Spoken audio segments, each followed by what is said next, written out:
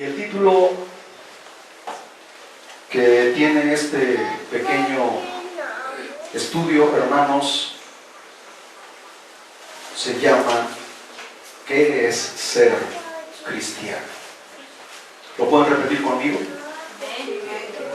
A ver, ¿qué es ser cristiano? Cristiano, una palabra muy corta, pero con un significado trascendental, un significado bastante profundo, insondable. Si tú te pones a analizarlo, te vas a dar cuenta que el ser cristiano no es simplemente decir soy un cristiano, pero ¿qué es ser cristiano? ¿Qué significa ser cristiano, hermanos?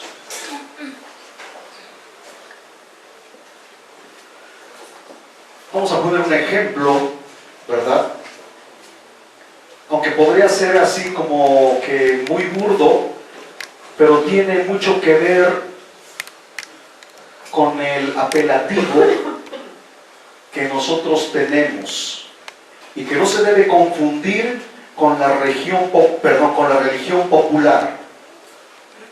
Porque una cosa es ser cristiano y otra cosa es decir cristiano, aunque no lo seas o aunque no lo sea.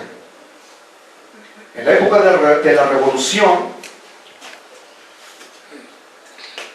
a los que eran seguidores de Francisco Villa les decían villistas, a los que seguían a Emiliano Zapata les decían zapatistas, y a los que seguían a Álvaro Obregón les decían obregonistas. Y en ese tiempo, a pesar de que han surgido religiones que no son de ahora sino de hace siglos atrás, a los que creen en la religión islámica les llaman islámicos, por el famoso profeta Mahoma que surgió en el año 600 después de Cristo, aproximadamente.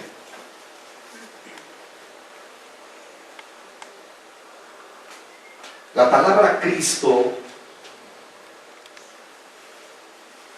significa, y viene del término griego que significa ungido,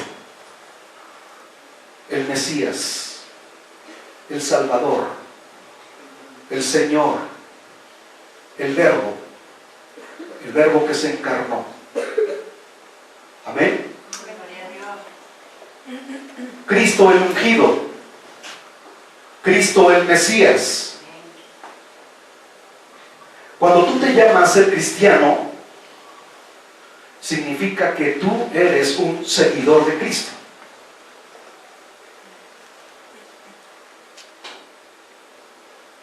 Pero no es solamente seguirlo. Hay algo que va más allá de simplemente decirse soy cristiano. Decir soy cristiano es obedecerlo e imitarlo.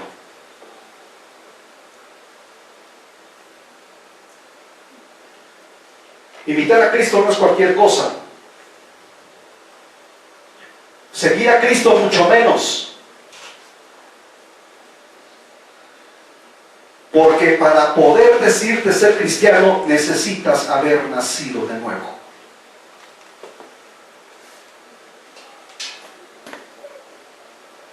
Esto ya lo he explicado muchas veces. Un sinfín de veces aquí lo he dicho una y otra vez. Cuando a ti te preguntan, ¿tú de qué religión eres? Tú no dices, yo soy de la religión, porque la religión no salva. Las religiones simplemente hablan de una salvación por obras. Pero cuando tú dices, soy cristiano por la gracia, amén, que eso es muy diferente, es porque tú recibiste una salvación que no merecías, pero que Dios te la otorgó. Amén. ¿Cuántos alaban el nombre del Señor?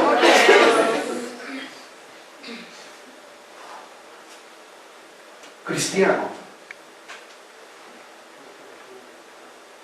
El término griego, hermanos, que significa,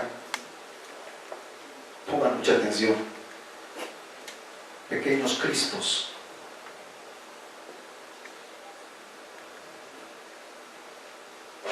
¿Se escucharon bien, verdad?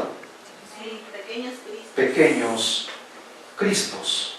Y no porque estemos diciendo que nosotros somos Cristos o nos llamamos decir yo soy el Cristo, no.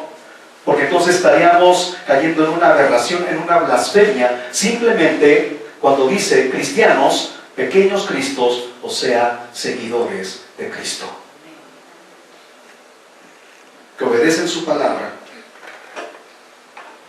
y que siguen sus mandamientos y estatutos. Cuando Él dice, ejemplo os he dado, quiere decir que lo que Él hace, nosotros lo tenemos que imitar.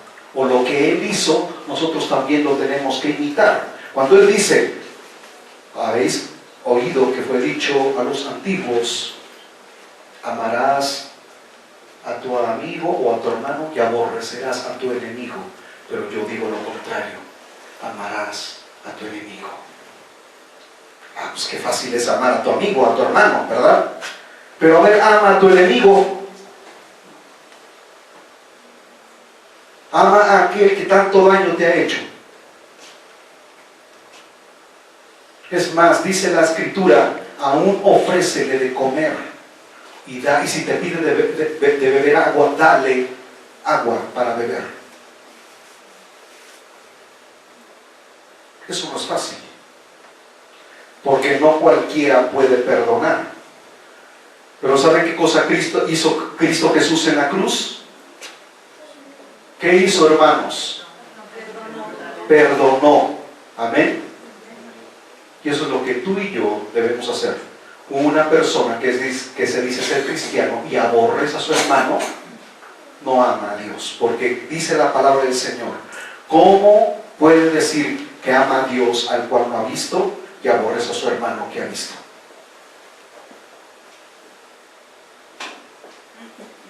Yo conozco mucha gente allá afuera que dicen ser cristianos, pero nada más de dientes para afuera. Pero un verdadero cristiano es aquel que sabe obedecer. Y obedecer es, hermanos, seguir los mandamientos y estatutos de Dios. Por lo tanto, cristiano es el término dado a los que siguen a Cristo y le obedecen. Amén. Yo puedo decir que soy un cristiano genuino porque he dejado al mundo para seguirlo a Él. ¿Cuántos pueden levantar su mano y pueden decir lo mismo? Que soy un cristiano genuino. Yo no veo muchas manos levantadas, entonces quiere decir que no todos son verdaderos cristianos.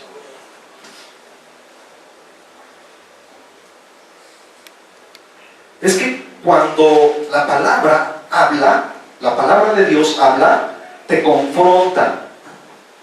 Y entonces dices, ay, como que no he hecho realmente lo que la palabra de Dios dice, lo que Jesús dice. Entonces, por eso es que estamos aquí.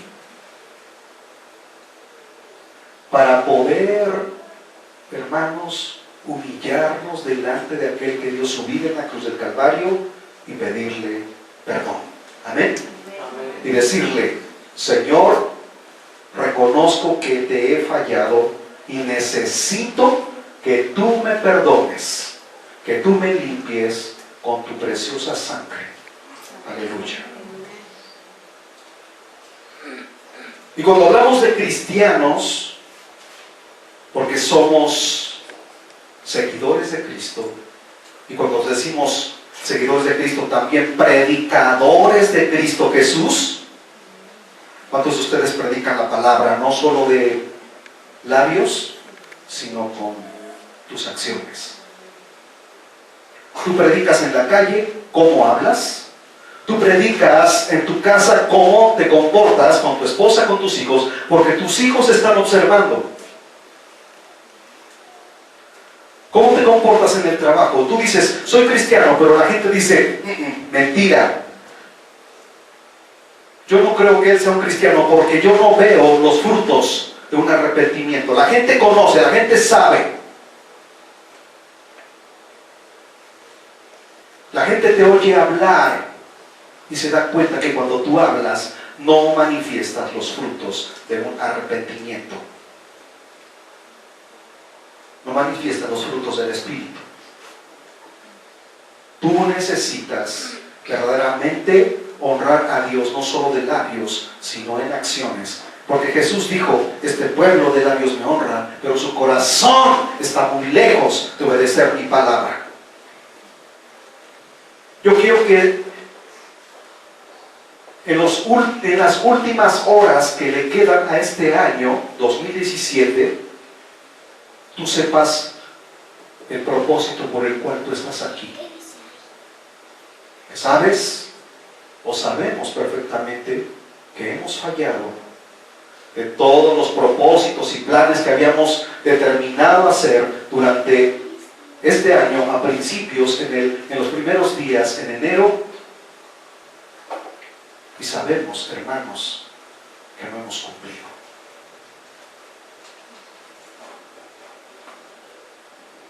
Dios quiere verdaderamente sinceridad. Mira que los tiempos ya no están para que tú andes pensando todavía en echarle una mirada al mundo y decir, ay, qué bonito, como que me dan ganas de regresar, como que me dan ganas de volver, como que me dan ganas de echarme una canita al aire, al fin que todavía hay tiempo.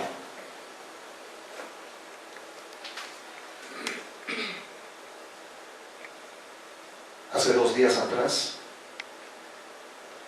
o más bien, el mero día 24 de diciembre,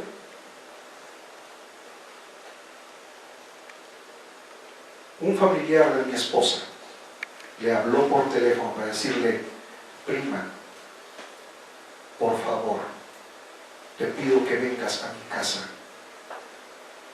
porque uno de mis familiares acaba de fallecer y acababan de estar festejando el día 24 la cena.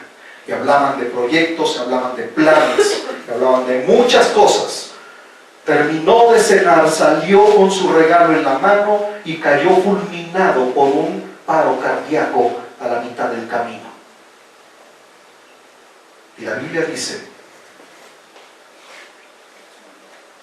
que muchos dicen, alma, muchos bienes tienes para muchos años, goza, disfruta, vive. ¿No has escuchado una voz que dice, necio, no sabes que esta noche vienen a pedir tu alma y todo lo que has granjeado de quién será? Tú y yo estamos aquí por lo que decíamos al principio de este servicio, por la misericordia de Dios. Tú no vives por tu cara bonita, tú no vives por tu nivel social, tú no vives porque digas, es que yo me porto muy bien. Tú vives por la misericordia, porque dice aquí el Salmo 136, dice el versículo 2, alabad al Dios de los dioses, porque para siempre es su misericordia, alabad al Señor de los señores, porque para siempre es su misericordia. Tú cuando te levantas por las mañanas, tú glorificas a Dios y dices, Señor, gracias. Cuando menos te tomas un tiempo determinado para decir, voy a arrodillarme, voy a humillarme delante del Señor, voy a hincarme ahí y voy a decirle, Señor, gracias, porque todavía siento que mi corazón late aquí adentro. Y estoy respirando y veo a mi familia, veo a los que amo todavía. ¿Cuántos pueden verdaderamente darle gracias a Dios por cada día que Él te permite abrir los ojos y contemplar la luz del día? Cuando tú ves entrar el despertar del alba la luz del sol a través de tu ventana, esa es la misericordia de Dios. Amén. Esa es su bondad. Esa es su clemencia. Y un cristiano lo primero que hace es doblar rodillas y decirle: Señor, gracias.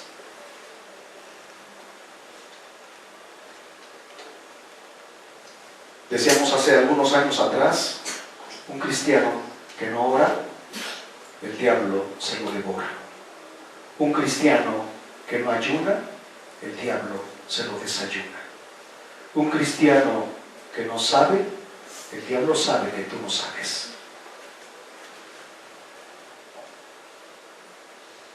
Porque dice la palabra del Señor en Efesios capítulo 6 que la lucha no es contra tu hermano, contra tu hermana, contra tus padres, sino contra principados y potestades en los aires que constantemente te están induciendo a desobedecer a Dios. Pero ¿cuál es, hermanos, el arma del cristiano?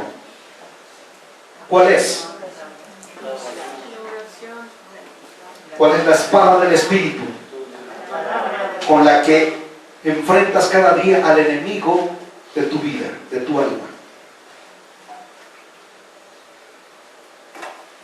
Tú conoces la palabra, pero sabes una cosa. Yo te voy a decir algo muy importante que tú debes saber. Y que muchas veces, por eso el diablo te hace un embrollo, te hace una pelota, te hace una madeja de encrucijadas y de dudas y de cosas que te hacen desviarte del camino, porque él se da cuenta que tú no sabes. El diablo sabe perfectamente las escrituras, pero él no te las va a decir tal y cual como están allí, sino que él te las va a cambiar. Él siempre te va a mostrar el lado A y tú le tienes que mostrar el lado B de la palabra. ¿Qué cosa fue lo que hizo Satanás en los 40 días que Jesús estuvo en el desierto? Y dice la palabra de Dios que ayunó 40 días y 40 noches y era un ser humano, era Dios encarnado, y él tuvo hambre y sed. Y el diablo se le aproxima y dice: este es el momento en que voy a hacer caer al Salvador del mundo para que la humanidad se pierda eternamente y no haya ningún Salvador que los pueda rescatar del pecado, del infierno y de la muerte. Pero así como Jesús estaba en carne, también estaba lleno del Espíritu. Bendito sea su santo nombre. ¿Y qué le dice? Si Él es el Hijo de Dios. Fíjense bien, hermanos, lo que está escrito en las Sagradas Escrituras pone en tela de juicio que Él sea realmente el Hijo de Dios. Y dice: si eres el Hijo de Dios, haz que estas piedras se conviertan en pan. Es como tú, habiendo terminado una carrera, un ingeniero, un arquitecto, y yo le diga aquí a Manuel: si eres arquitecto, demuéstrame que me puedes hacer una casa. ¿Qué estoy haciendo con esa actitud? Te estoy ofendiendo también. ¿Por qué? Porque te estoy poniendo en tela de juicio tu conocimiento. Así Satanás le dice a Jesús: si realmente eres el Hijo de Dios, entonces demuestra. Pero esas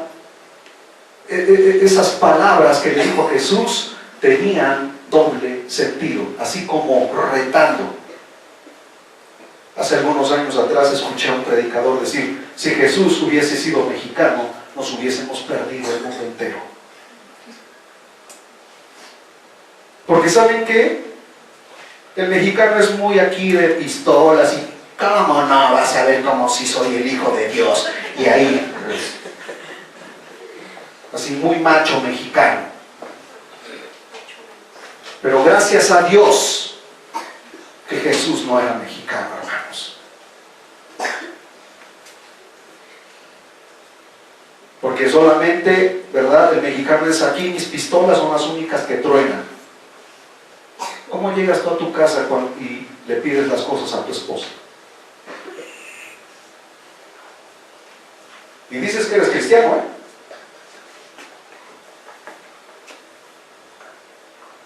¿Cómo le hablas a tus hijos? ¿Cómo te comportas en el trabajo?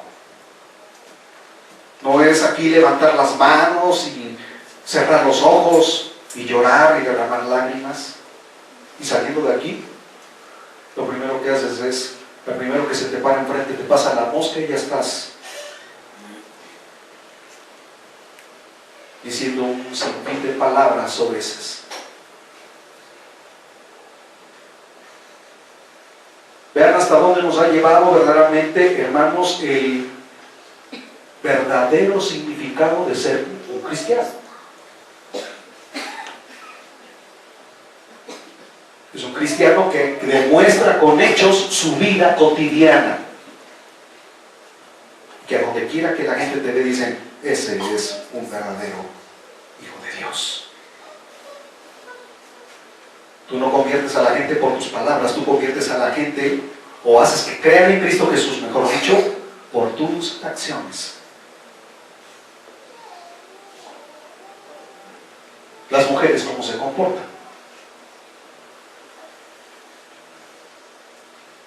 ¿Cómo hablan? ¿Cómo se dirigen a sus esposos?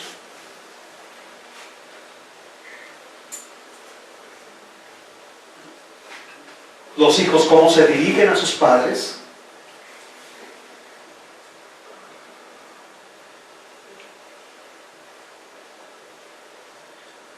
¿Será que Jesús puede decir que todos aquí somos verdaderos cristianos?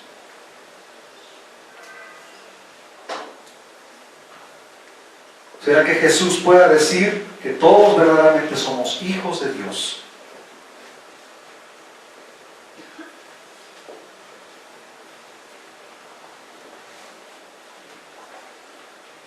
Necesitamos verdaderamente revalorar y hacer una retrospectiva y de ver cómo nos hemos comportado durante todo este tiempo. Estos son momentos de reflexión, estos son momentos en los que nosotros nos podemos acercar a Dios. Por eso es que hemos venido aquí, hermanos, para decirle, Señor, reconozco que sin ti no soy nada. Amén. Que sin ti estoy perdido. Que sin ti no valgo nada.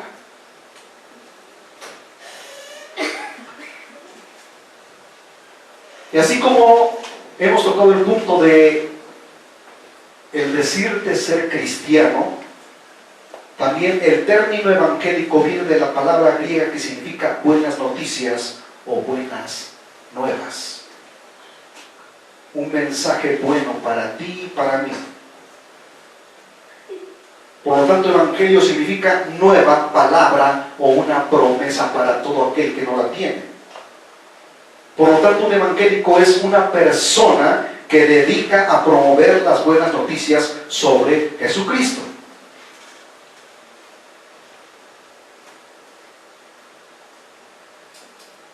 Cristiano evangélico.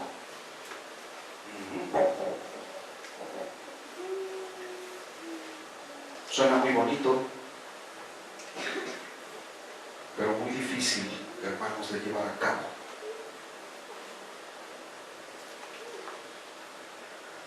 Entonces todo cristiano debe ser un cristiano evangélico, porque ya te dije qué significa evangelio, ¿verdad?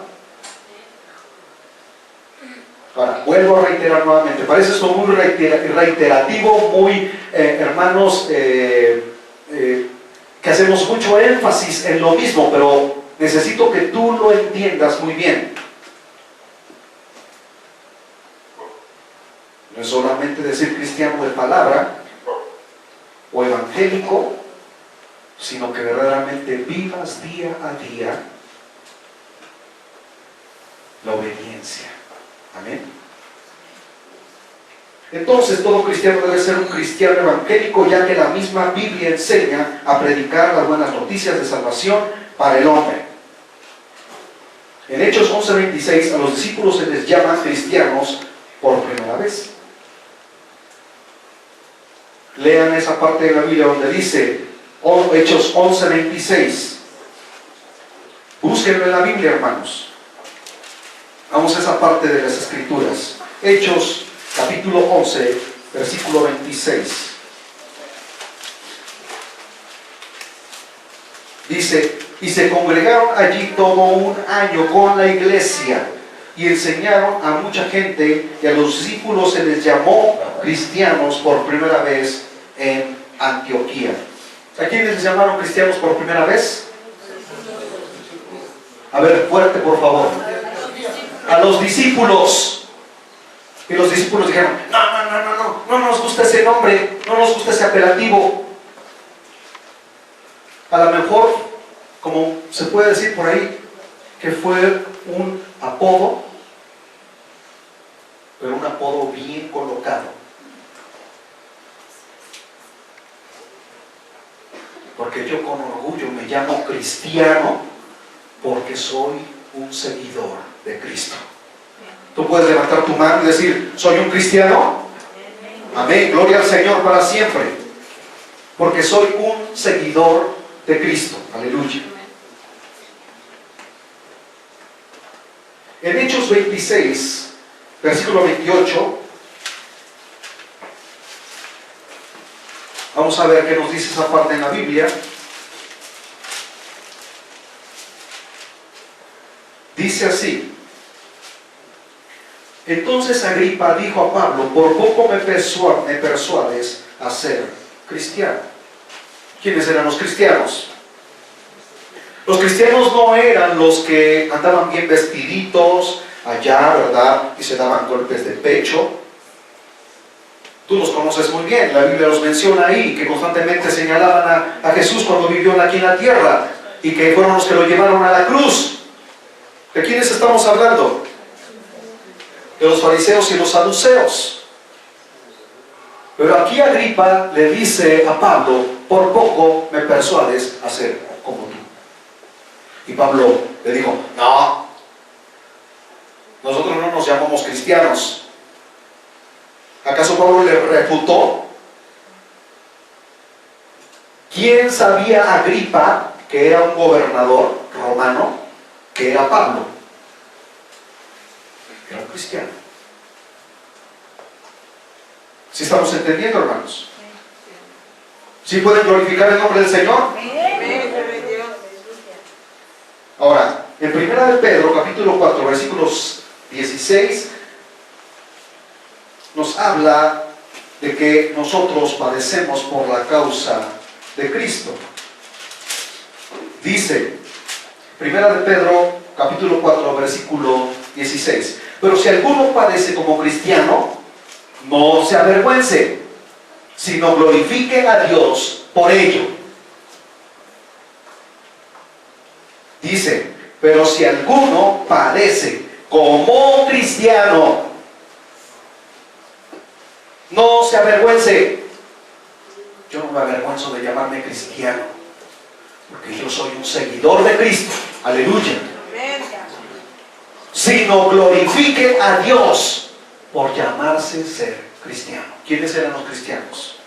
Eran los perseguidos, eran los quemados, eran los masacrados, eran los que con sus propias vidas declaraban en el Coliseo romano en quién habían creído, y aún no pronunciaban palabras, y cuando eran devorados por los leones, sus acciones demostraban en quién habían creído, y muchos de allá que estaban en las gradas se convertían a los que eran devorados, que se decían ser cristianos, por sus hechos. No necesitaban ellos pararse en el coliseo y decir, nosotros somos cristianos, arrepiéntanse. La gente se convertía porque ellos veían el cambio de vida en ellos y decían, yo quiero ser como uno de ellos. No me importa ser devorado por los leones, no me importa ser quemado vivo, Yo quiero ser como uno de ellos. Y multitudes de gente, entre más eran exterminados, más gente se convertía al cristianismo. La historia del cristianismo ha trascendido a través de la historia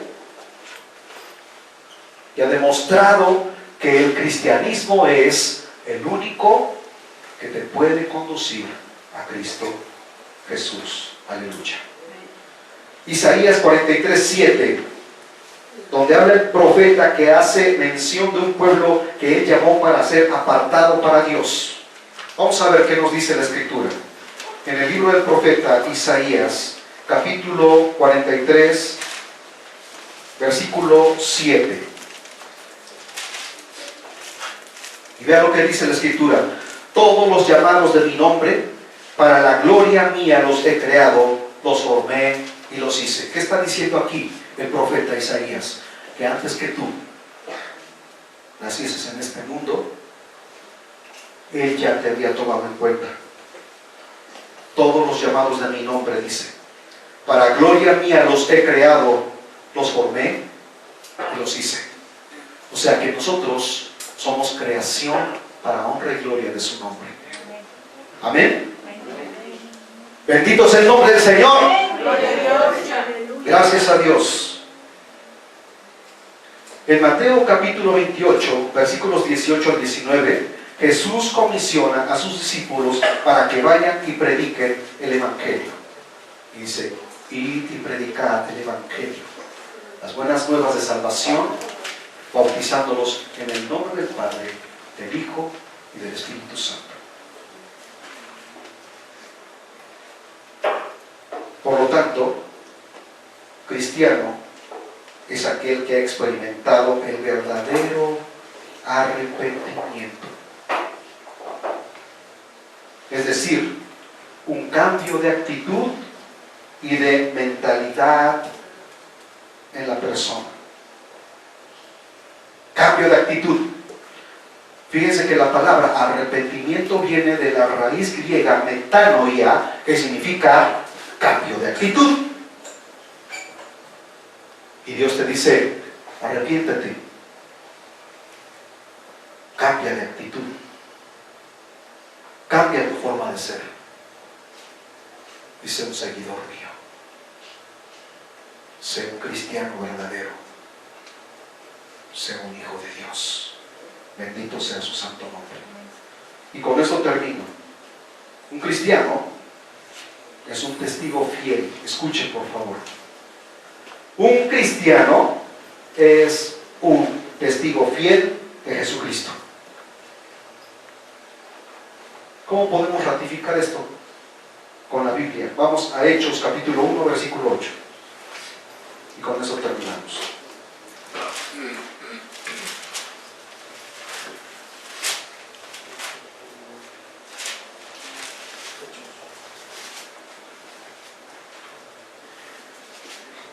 Dice la Escritura, pero recibiréis poder cuando haya venido sobre vosotros el Espíritu Santo, y me seréis testigos en Jerusalén, en toda Judea, en Samaria y hasta lo último de la tierra. Vean que primero menciona Jerusalén, después Judea, después Samaria y después lo último de la tierra. No estamos acá hablando de testigos de Jehová, porque esos se dicen testigos. Nosotros no somos testigos, nosotros somos hijos. Amén. ¿Cuántos alaban el nombre del Señor? No somos testigos, somos hijos de Dios. Un testigo no tiene comunión directa, el hijo tiene comunión con el Padre. ¿Qué hijo hay, verdad, que le tiene desconfianza a su papá y cuando llena el refrigerador de comida le dice, papi, ¿me das permiso de sacar un yogur del refrigerador? Yo no puedo ver con mis hijos.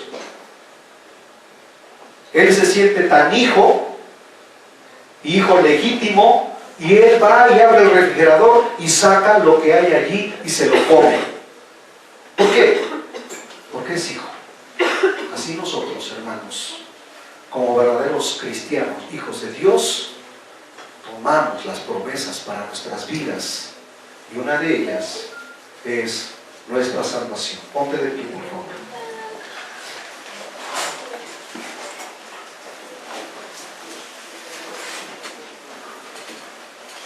Dale gracias a Dios en esta hora